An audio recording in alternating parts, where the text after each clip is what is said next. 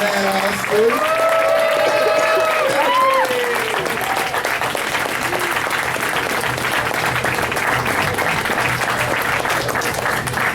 All right, dude, so let's do it. 3 to go. Greg. Yeah, don't forget Greg. Greg! I'll be playing the part of Z for the next 10 minutes. Wow. I thought you were supposed to play Doggy. Yeah, this is very good for you. Yeah, absolutely. 10 years. 10 years, man. Years. How does it feel? 10 years. I'm not gonna ask Matt any more questions. All right, we got the Pink Ranger. There we go. So we'll be sure that everybody's making it on here.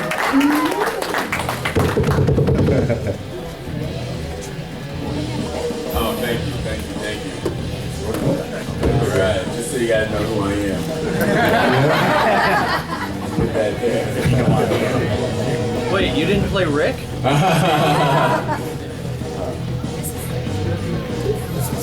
Are we, I don't know, maybe we can just get started, because Monica and Chris are en route. I think they got lost, they must have took a wrong turn it's a big hotel, so. It is a pretty big hotel. Well, first off, thank you guys for being up here. Thank you guys, what's up? Oh guys, real quick, there will be no morphing today. I'm just gonna put it out there. Nobody's morphing. Okay, let's get started. All right. So, of course, 10 years later, how does it feel to know that your show was one of the most popular Power Ranger shows? Yes. Yeah. Is that just a rumor? How do we know that? Well, that's the word on the Do you street. say that to everyone? Yeah, that's all the girls. Well, how does it feel? It's like 10-year this legacy that has happened. You know, you guys were a really awesome season. Like, it's one of my favorites. Thank you. So, like, you were my first cosplay, so there it is. There it is, man. There it is. Thank you. So, how does it feel to know that you left that legacy? Oh, man. I mean, I feel like when we were in New Zealand kind of shooting this show, we had no idea that 10 years from now we'd all be sitting together here talking about that show still. So it's amazing, you know what I mean? I think we're all so grateful. 10 years removed, you know, we're able to kind of see it with more perspective now, and it's just it's a blessing to be able to be here with these guys and with you guys. More importantly, yeah, it's awesome. Yeah, and Brandon's not kidding. Is this not on? I'm trying to figure that out. We literally had no idea. Like, New Zealand, for whatever reason, is like the only country in the world that doesn't air Power Rangers. So when we would have am I good? Oh, there's Chris. When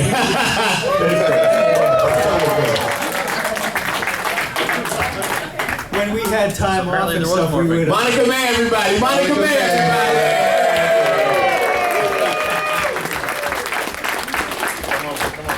That outfit, yes. Wow. What's up, Mon? Hey, Mom. Waiting on Monica. Way to go, Chris. Way to go, Chris. So was it? Hello. For me, after the show just started airing, I actually dressed up as Bridge Carson for Halloween. We thought it was going to be so cool to answer the door and have trick-or-treaters be like, oh my gosh, and not one kid recognized me. Yeah, I was wearing the whole outfit, but the show hadn't really found its audience really yet. And then a few years later, there'd be the kids so whatever was after RPM or whatever was airing, then people started to dress up as SPD and all that.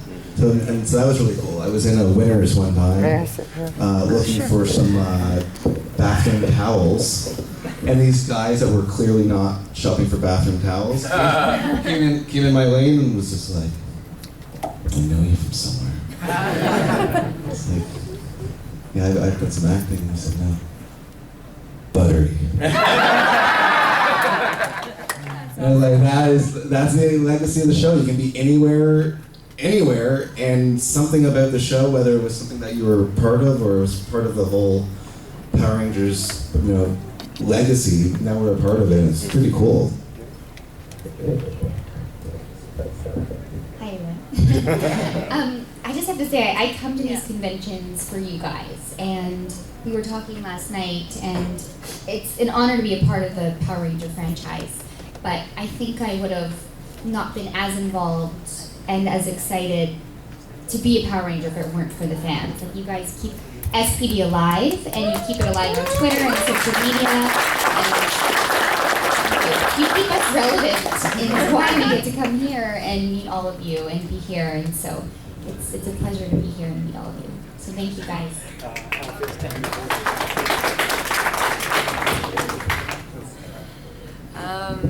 10 years. It feels pretty crazy because it feels like everything has changed, and then when we get together it feels like nothing has changed.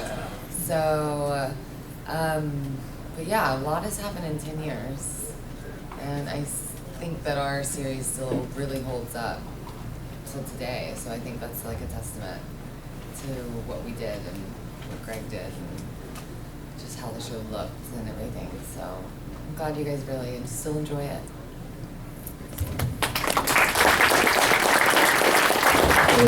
Oh,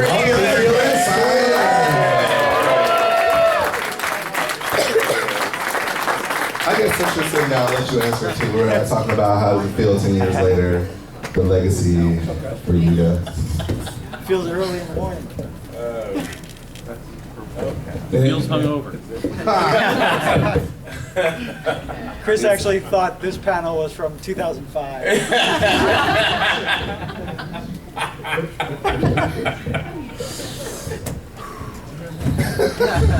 So, What's up, Chris? What's going on? Good to see you, bud. Good to see you guys. Cameras up.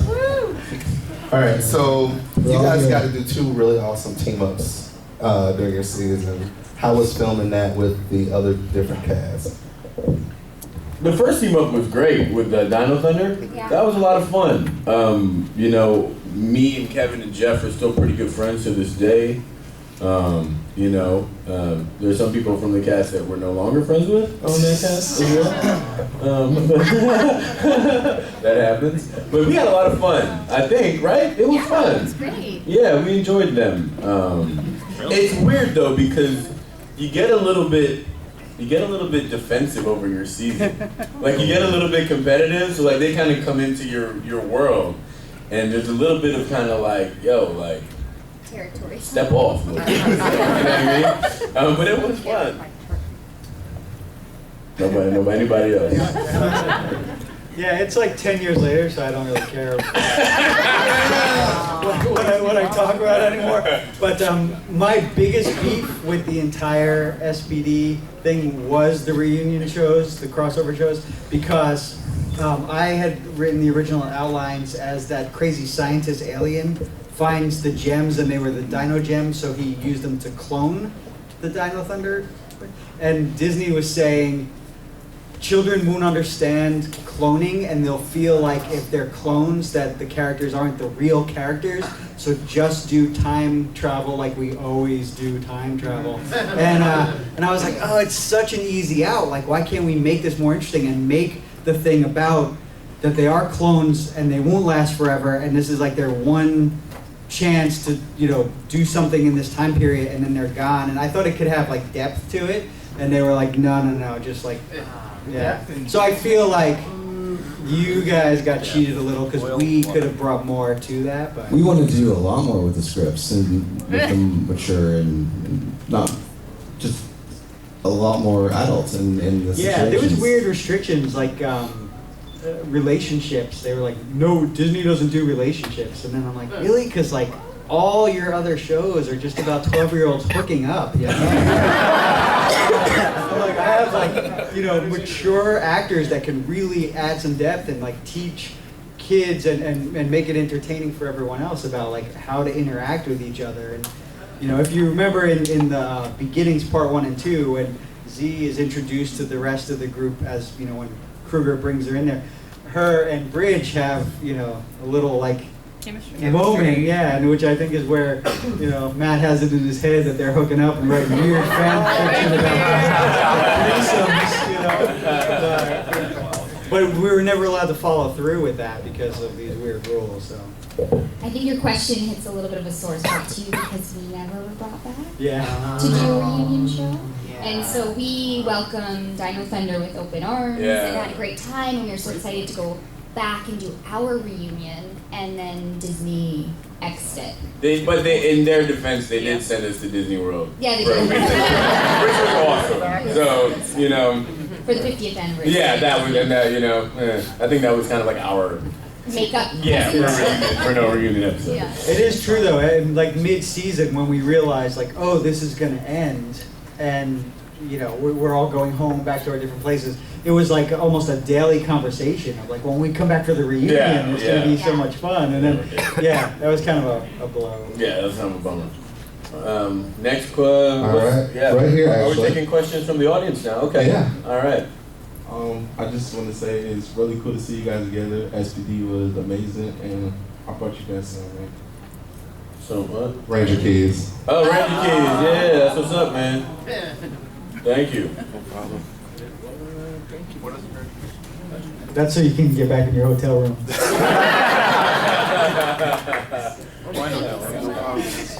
great, man. Thank you. I appreciate it. Thank you. I appreciate it.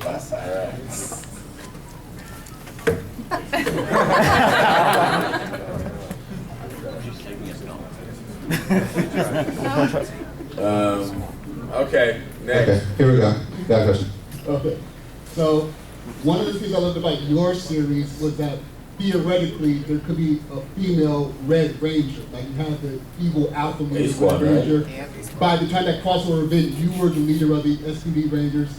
So theoretically there could be a Red Ranger, but in some series there's only one female Ranger at all. How do you guys feel about that when there's only one female Ranger? I don't like it.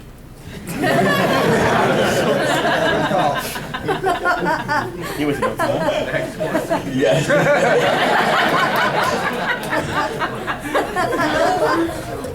At one point, Brandon petitioned for an all-female Ranger squad I watch it. when he was commander.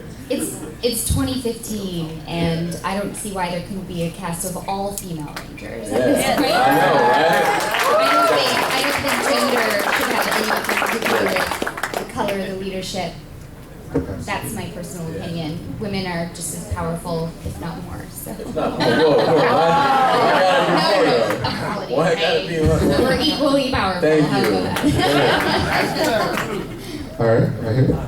Hello, Power Rangers. I first want to say I'm totally autistic, but as far as the show itself, it was an inspiration not only for me but for everyone else. I think of you guys as actual human beings, not things. But another part of inspiration is game show. I'm a big game show whiz. So that means that what's your favorite game show of all time, past, present? Price is Right. Yeah. And I was actually on the Price is Right. Were you really? Did you win? Yes, I went with. Did you get on And I stage? got off stage. What? Did you win anything? Look, No. my girlfriends and I said, okay, if someone gets up on stage, do not kiss Bob Barker, because how many people have kissed his cheek and he's got so much makeup on. But you get up there and I was just like, Bob! And they're all like, Just for the record, I was on in 2004. Oh. Couldn't want to call on a game called Pass the Buck, and I made it to the showcase, but lost the showcase. So I'm not sure how far we went, but I get kind of sense on the middle. Farther, you went further. Props. I know, but that's not like Favorite game show would be Family Feud. Yeah. I like watching it with a bunch of people being like, we can take those families down. That's a stupid answer. Dumb family. Yeah, well, how did we get on that show? And I was on Jeopardy that guy. show. I'm a Jeopardy guy. You're a Jeopardy. Yeah. Actually, get any of the questions. Oh, all of them. yeah, we have a degree in science. Yeah. He's a smarty one. Don't tell me. Red Ranger. I think next panel we should do SPD Family Feud.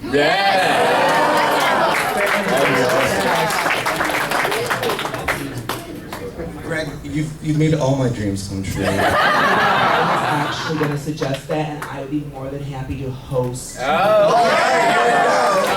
Here we go. It was really because I had a fictional character who was the co-host and who was also on the panel. That's all. All right. That one right here. Yeah. Thank you, man. Guy in the white shirt. Bridge. I'm here for my kids because they're big Power Ranger fans, and my daughter loves your character. Would you do the buttery thing? Yes. Well, gotta use it in a sentence somehow. So, where she's not here, obviously. Yes, she is. Del, raise your hand or stand up. Hey, okay, cool. So, hey Del, hope you're having a buttery day. Nice shirt.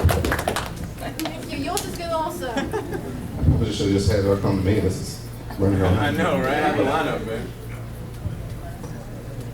Right, I know you guys probably had a lot of fun on set when you were making the show, but what was your favourite blooper moment or prank that ended up being played on set? Oh man. Do you remember the location just full of cow poo? Everywhere. Was that the SWAT episode? Yeah. And I remember there was one scene where I don't know who it was. It was either me and one of you guys. No, it wasn't Chris, but we had to be like literally like face down in like a pile of like cow poo. It was unavoidable. It was awful. I almost quit the show. I was almost done on that day. That was awful. Well, we made you run it off. Yeah. That was a good prank too. Yeah.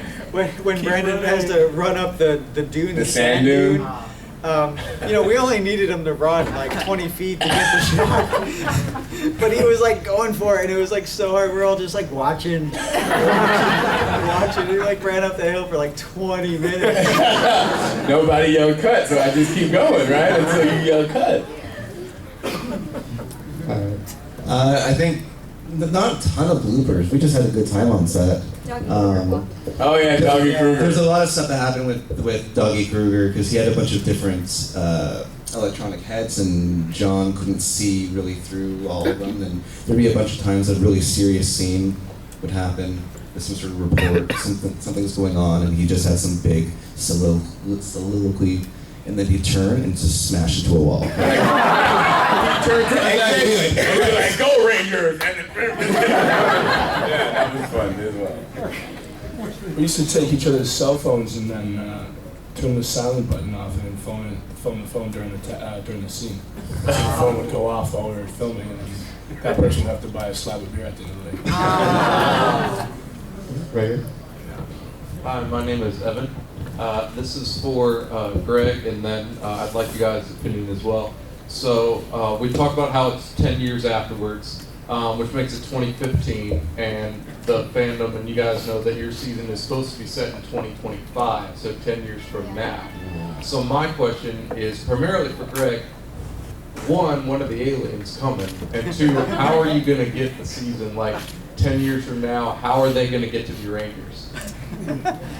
Yeah, exactly. Yeah, Greg, I've been wondering the same thing, man. Well, the truth is, if you look really carefully around this room, the aliens are already among us. They're just cleverly disguised, but you know who you are. In terms of, it's kind of funny because I think the same question has been posed to Zemeckis and Bob Gale for Back to the Future, because we're in 2015, and they're like, how do you feel about how close you came to the mark and stuff? And I mean, I think we chose that date just because we didn't want to go too far away from the Disney universe. Like, we didn't want to make it like 1,000 years in the future or whatever. But in 10 years, if we do another show, I mean, I think we would still be kind of in that same world. It's like, that's kind of the world I'm hoping that eventually someone's showing up here, and hopefully they'll want to like hang out and not blow us up, and it's I think there's so much more we can explore that we didn't even, because we didn't really get into a lot of other And like we were always kind of focused on Grum, and there were other little things, but we introduced a lot of other worlds that we never got to explore. What do you guys think about that? Yeah, I agree with you, man. Didn't I chase my best friend to his planet or something like that at one point? Yeah. It was in the episode. I was Yeah. chasing him, so. I agree with Greg, it's already happening. It's already among us. All right. Here we go. What? Stand up, please. Yeah, I know. Good. Hey, how you guys doing? But this is a random question. Like, earlier before we talk about game shows, like, do you guys consider gamers? If so, what is your favorite video game to play? I don't play video games. That's it? I'm recently re-obsessed with Tetris.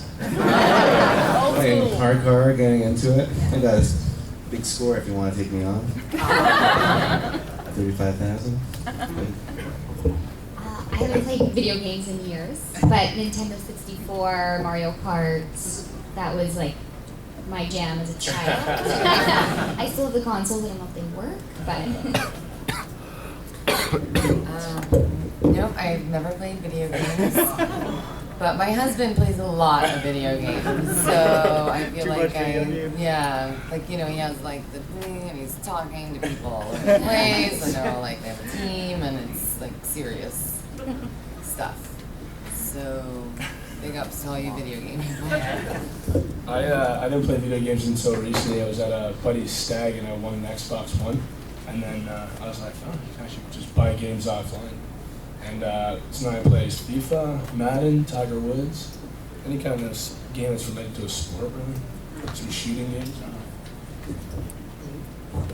If you're wondering where Chris was at the beginning of the panel, he was trying to finish up. So I'm more into old school games. If you guys ever see any of the videos of in my studio, or if you ever come over, I have all like the old arcade games like Space Invaders. And, that one's good. You know, I like the cabinets, but Afterburner. yeah, Afterburner, Afterburner. Tron, all the classics. But I've been working on a lot of video games lately, like Minecraft. Any Minecraft fans here? Anybody go to Minecon that was here 2 years ago in Orlando? And how about Fallout 4? Anybody? Yeah. If you play Fallout, if you got Fallout 4 this week, and you watch it, and there's all the live action cutscenes, I made all the like helmets and armor and weapons and everything. So you'll see like a little hints of SPD in there. So everything now has hints of SPD. There you go.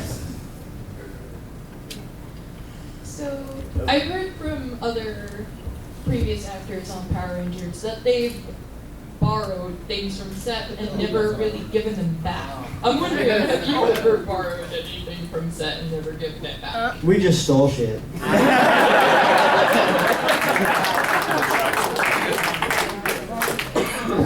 Real. Yeah. Sorry, I'm a mom. I'm like, there's kids in there. I have a really amazing yellow leather jacket from New Zealand. That I've taken pictures in it before, but it's super amazing. And that was, I didn't have to steal it. They actually gave it to me because I asked, you know, I was like, I really, really want this. Like, and they were like, okay, well, you'll probably have it at the end of the show. So that was the one thing that I got. But it's badass. Like, it looks like Kill Bill, you know, realness. Yeah. Realness. Do you still have your like cadet shirt? Yeah, I have my cadet jacket. I have my cadet jacket. It still The fits. shirt I have, the underneath shirt, not your like jacket. Yeah, I have the jacket and the shirt. Those ones you guys took. Yeah, you took those. I took that shit. Yeah. But the reason I tried to take my jacket. Yeah, but the reason Chris got caught. Chris got stay down. Chris got caught. I took it at the worst time. You guys took it like mid-season, like when it was like dirty and like plugged to the laundry side of the room. Yeah. And it was like we wrapped, we had our our after party wrap show or whatever. And I'm walking to the studio and there's like 5 freshly pressed, brand new. Just inventory. And I'm like, wow, that's perfect. Take one of those. It's already clean and pressed. It's brand new. Why not? Oh my god. And then not even like 5 seconds later, we all get called into the office. Our executive producer and they're like, so, we're missing one of the jackets. From each of you. And I'm like, and obviously our jackets are colored, so I'm like, I don't know, I haven't seen it. Everyone else is looking at me, and I'm like, maybe I'll check my Chris actually took one for the team because he gave his stuff back and I didn't get I still got mine. Mine's in my bag right now. All right, next thing. Right. Alright, so I already know Brandon's response to this because I asked him at a previous con. Feel free to answer again anyways. How did the cast feel about about having a dog barking orders at them? Well, I'm married, so it's just You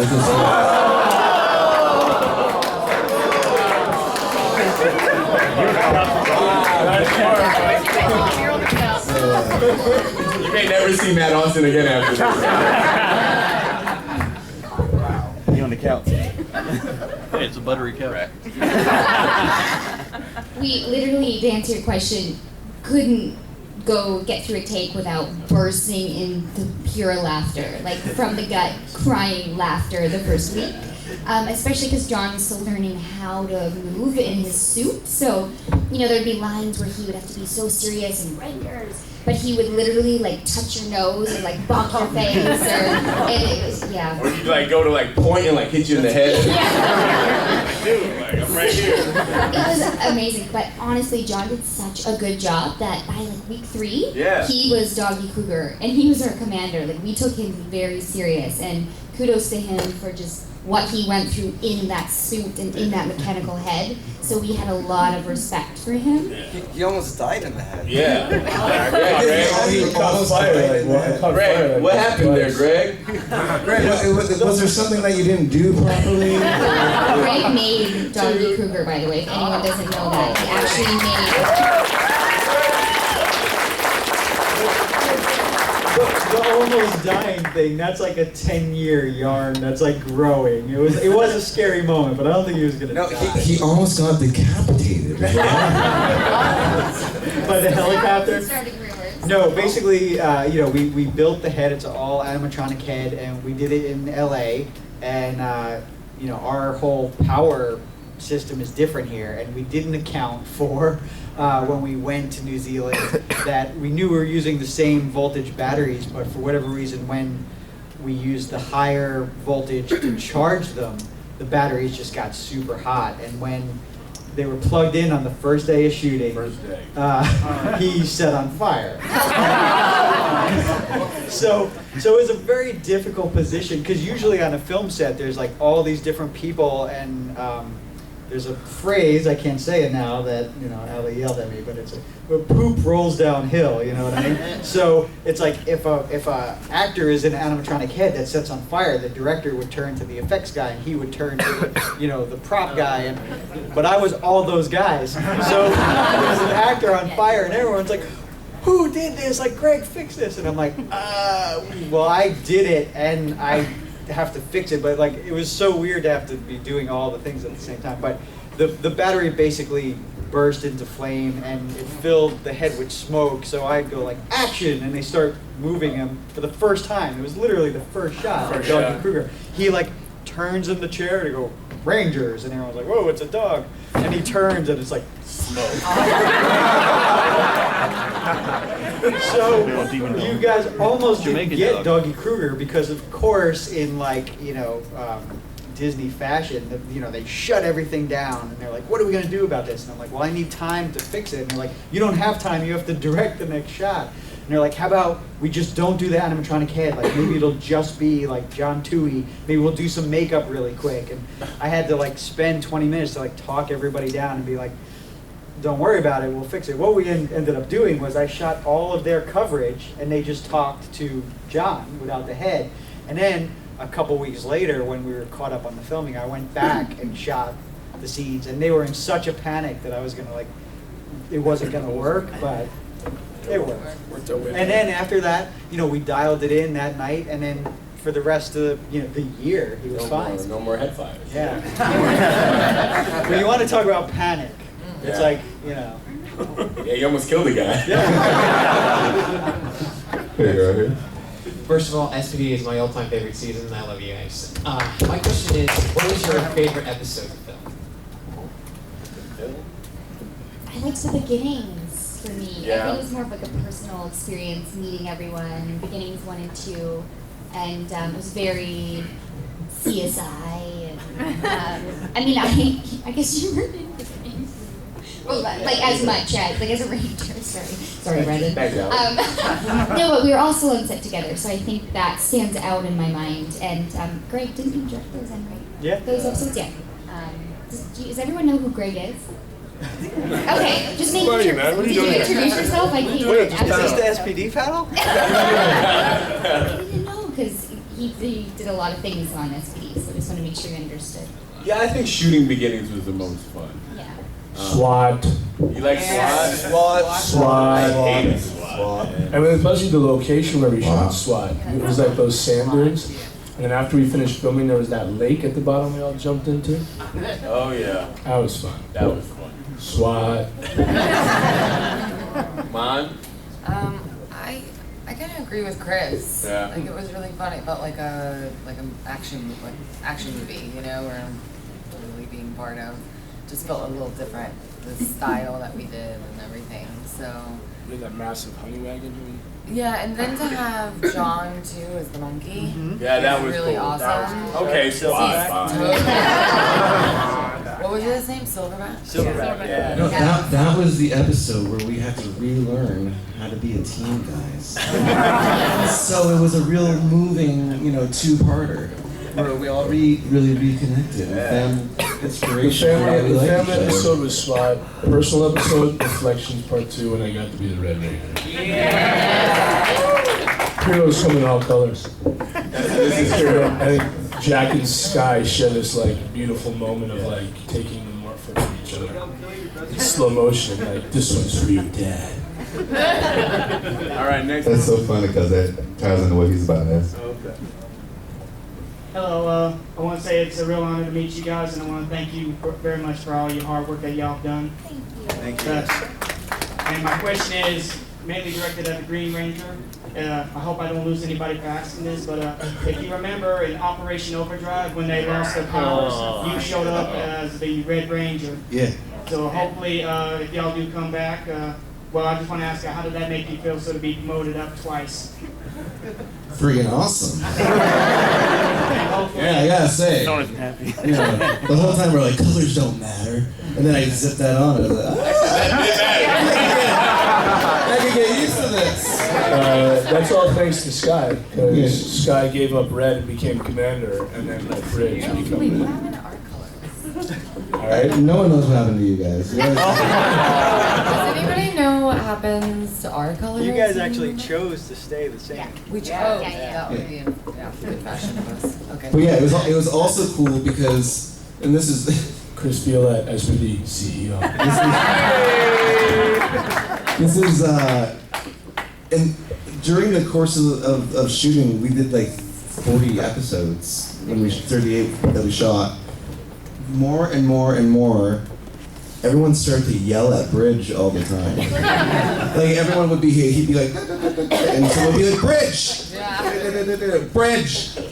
And one day, it affected me personally. I was like, Greg, can we write in where they don't always just tell Bridge to shut up? Because it's really screwing with my self-confidence. I was like, Matt, shut up. But this really happened. I actually asked them, be like, do they have to be so hard on Bridge? Because Bridge is an integral part of the team, guys. And there's that's just, they love you still, but just shut up.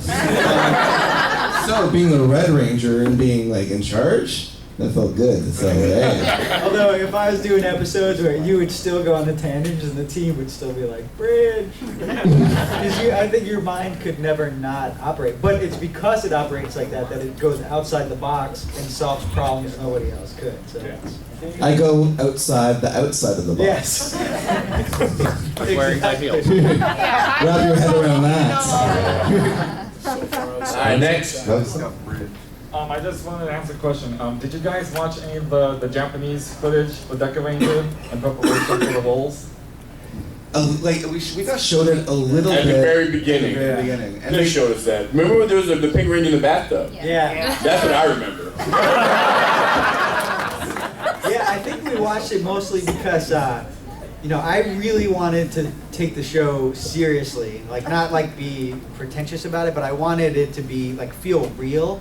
And as much as I loved all of what was going on in Deca Ranger, it was so silly, you know. But people died on Deca Ranger, didn't they? Yeah, well, yeah, it had Yeah. harshness, but it also had the Pink Ranger's like station was a bathtub, and her communicator was a rubber ducky, and, you know, or like it was her back thing. She would like talk into it. It was like super weird, and so I was like, you know, we're not doing. Allie's this. not going to be in a bathtub. I mean, I can't say we didn't try. Oh man! All right, next question. I wanted to know what was your opinion on Dino Charge? Charge. That's the new one. We haven't really had a chance to watch it. I have those no guys opinion have on that. Crazy social. Is that something different than Dino Thunder? Yeah, this is current season. It's SPD or nothing for me. It looks good. You do know this is an SPD panel. All right, here we go.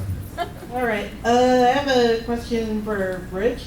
I know it's going to be kind of silly to ask this, but after SPD, since you do that weird buttery movement, whenever you butter your toast, do you do it out of habit? Oh, that's a good question. Oh, like I butter all the time. Everywhere I go, everything's buttery. People, like my whole family knows. My whole family like comes up to me and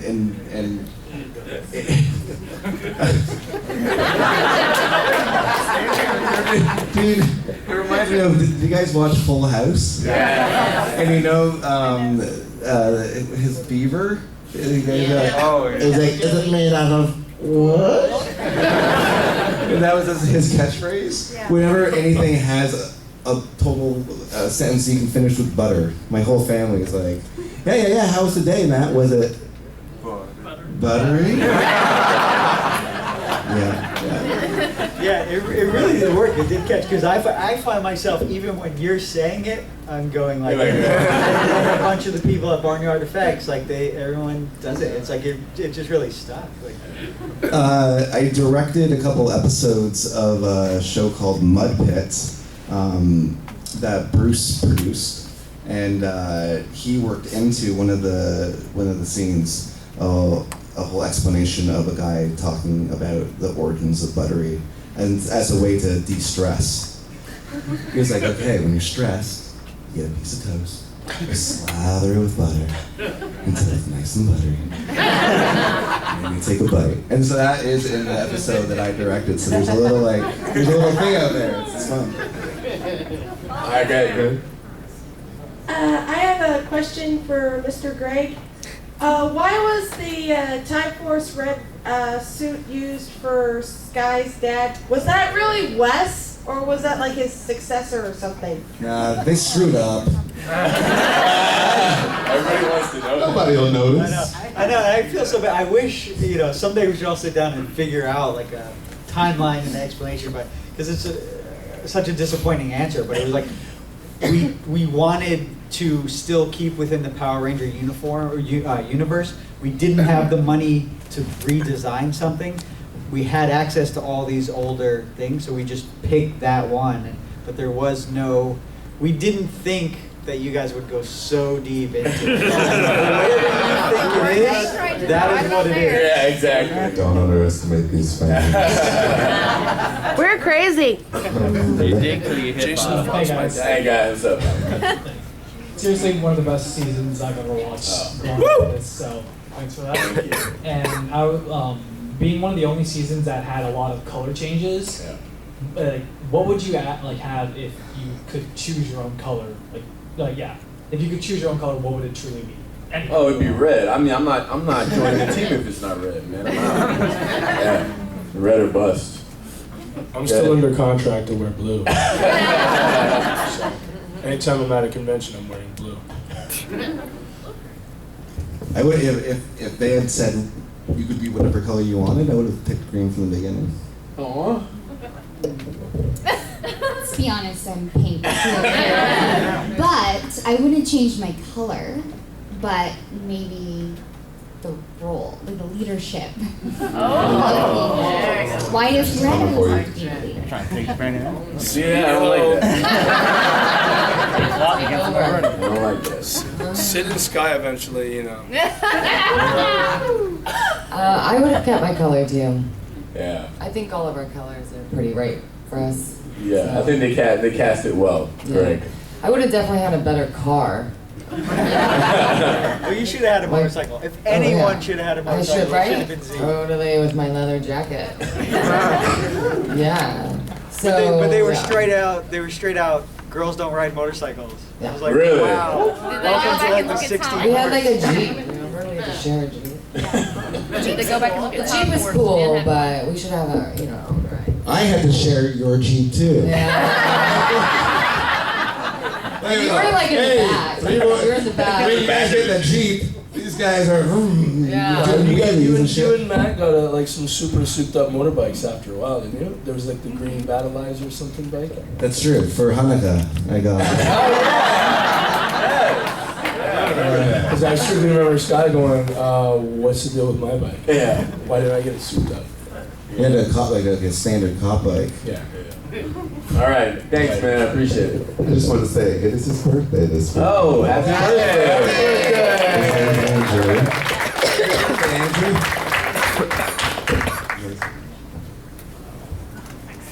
Okay, like, what was your favorite Megazord to handle? Like, what was your favorite Megazord that you like to pilot all the time? Greg, what was my favorite Megazord again? Yeah, what was it, Greg? Yeah, it would be SWAT, I think. That's Yeah, Yeah. SWAT mode. SWAT mode. This question's for everybody, if you have any input on it. For me? Who was behind the idea for Omega to be a ball of light when he's not in action? I mean, was there just nobody who wanted that goal? Greg took? That's a great question. Greg, take the mic. Yeah. So again, it's like, you know, I know it's everyone's looking for a deeper answer, but that was honestly just a production, like a budget thing. We were the only series, because you guys know how it works, right? Like the show's made in Japan, and then they ship over episodes, and then they're like reconfigured to become the American show. And what we were trying to do with SPD is move as far away from the source material as possible. But we were the only show to actually be filming simultaneously. So like when they did Dino Thunder, they got 40 episodes of Japanese shows. They watched them all, they picked the best footage, they picked the best storylines, and created Dino Thunder. We didn't even know how Deca Ranger was gonna end. We didn't know that Omega Ranger was even in the show until like 2 weeks before we had to film our version.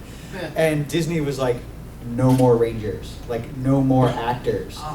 But the footage was so heavy with this Omega and his like weird unicycle, and we're like, this guy is gonna be some huge part of their story, so somehow we have to make it part of our story.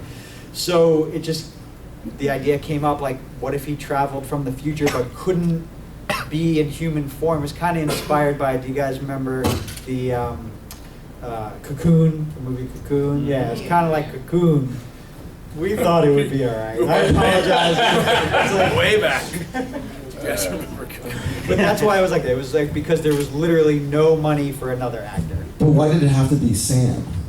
Well, because there was actually Ranger board feedback of people going like, what the beep is this? And so Bruce and I were like, well, we need to somehow figure out a way to give this person. So when the Sam episode came up, we were like, well, how cool would it be that, you know, Z inspires him so much that he becomes a future Ranger, and then, you know, Marty McFly's it back to help, but can't come into his true form, and then later becomes the lead makeup artist. Sounds good to me. I remember it all. It was like, he's coming through the light. All right, my question is for Greg. In Beginnings Part 2, like for Piggy, like when they first encounter Piggy, like, you know, like how they have the blue slime like coming out of his like nose or something, like how did you manage to pull that off? And for Matt, after you became the Red Ranger, what do you think happened to the Blue and Green Ranger positions after you became Red Ranger?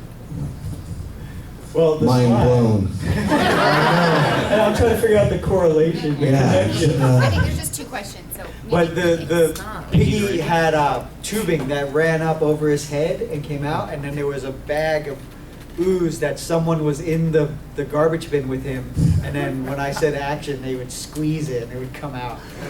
We only did it in the opening episodes, and then it was just too messy to keep doing it. But it was cool.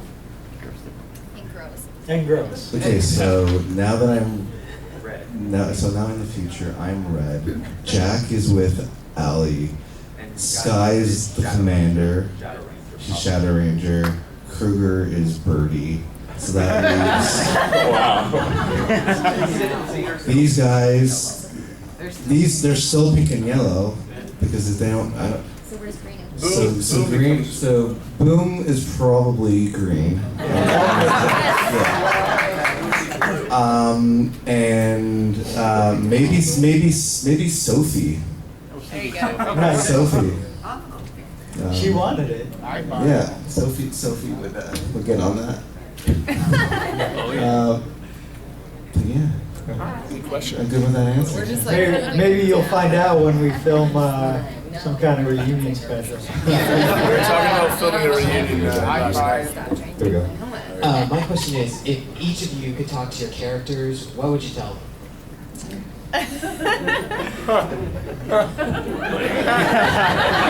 Silence across the board. Well, I feel like I'm talking to their characters anytime I have any conversation with them. I'm not really like that. I'd tell Bridge to stop thinking so much. If there's something he wants to do, he should just do it. Stop thinking it. Stop talking himself out of things. Go ahead, man. Yeah. It's like, pull the stick out of your ass. I just tell Jack you're doing a great job.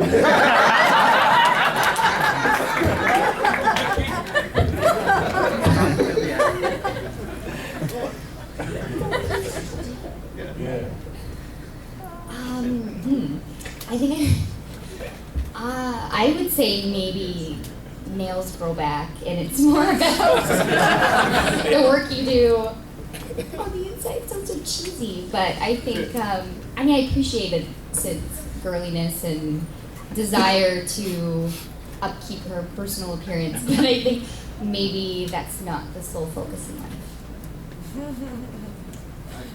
I think I would tell Z to go with her instincts and like keep doing that because I think she was good at that and just like knowing what's true and what to go for. So just keep doing that and maybe take a break every once in a while.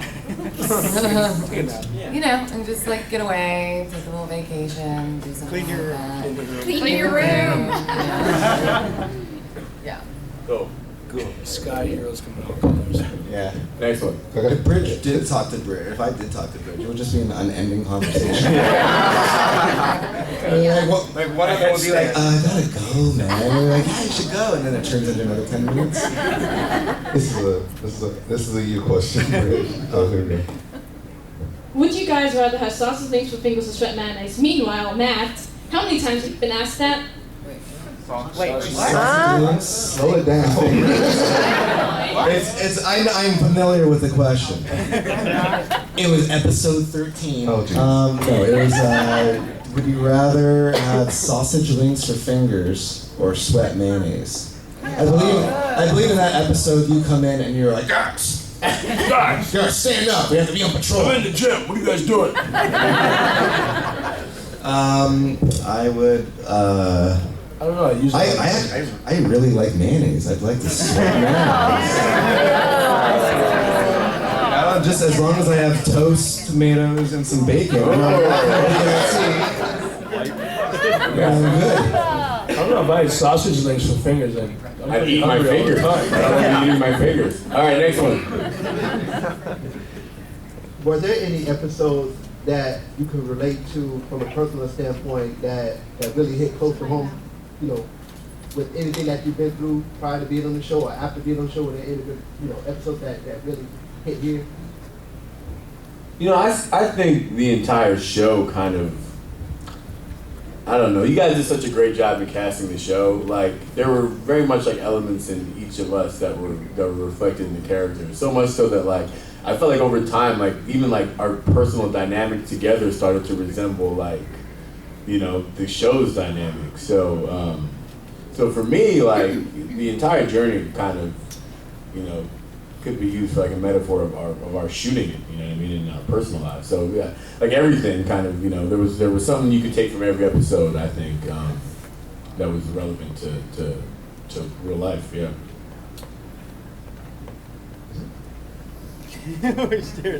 Well, because it's for everybody.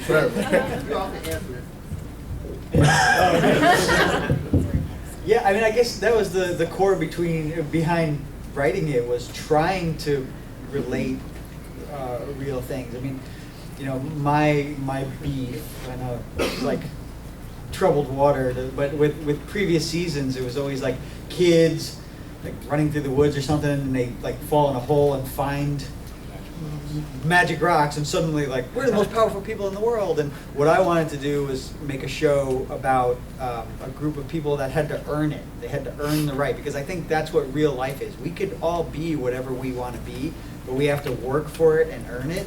So the whole journey of the show was about these guys finding their place, and then, you know, they idolize A-Team, they think A-Team's the best, and then they find out that, you know, A-Team like sold out, and you know, which means that they are the best. You know, they were the purest form, and we wanted to have enough things throughout the series that related to stuff in real life, and some stuff was actually from these guys, like life before the show, because we're always talking, and there'd be little stories and stuff, and we're like, we should put that somehow in the show, because it, you know, it just helped us grow as writers and actors, and we felt like as an audience it would help you grow with the characters.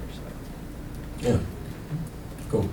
There's a scene before we found out that Sophie was an android, where I was sitting down with her and she's just kind of down on herself, and that was like, it didn't feel like Power Rangers at that moment. It felt like it could have been any sort of ABC high after school special. like a high school series or movie where it was just like two people connecting, and she's like, I don't know if I can make it. And I'm like, no, you gotta